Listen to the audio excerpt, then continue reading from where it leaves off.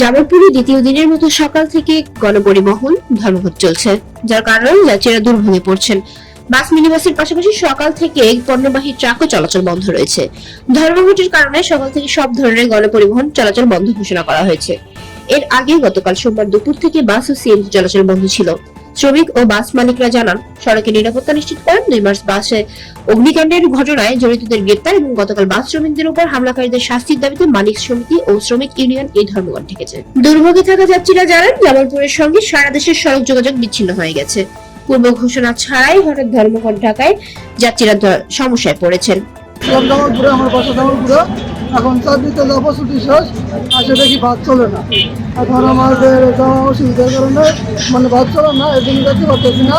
আমাদের যদি না যেতে পারি তো চাকরির সমস্যা হতে পারে, ওই দোকান দিয়ে ভুগতেছি আর কি। বাস চলতেছে না, আমরা চাই দ্রুত বাস চলুক। আজ জেলা প্রশাসন সহ বিভিন্ন দপ্তরে স্মারকলিপি দিয়েছে মালিক সমিতি ও শ্রমিক ইউনিয়ন। উল্লেখযোগ্য, গত 2 মার্চ সদর উপজেলার শরীয়তপুর এলাকায় ময়মনসিংহ থেকে ছেড়ে আসা একটি রাজীব পরিবহনের বাসের সঙ্গে একটি অটোরিকশা সংঘর্ষ ঘটে। এতে 2 যাত্রী নিহত হলে বিক্ষুব্ধ জনতা বাসে অগ্নিসংযোগ করে। এরপর রাজীব বাস বন্ধ সহ 6 দফা দাবিতে বৈষম্য বিরোধী ছাত্র আন্দোলনের নেতাকর্মীরা বিক্ষোভ করছে।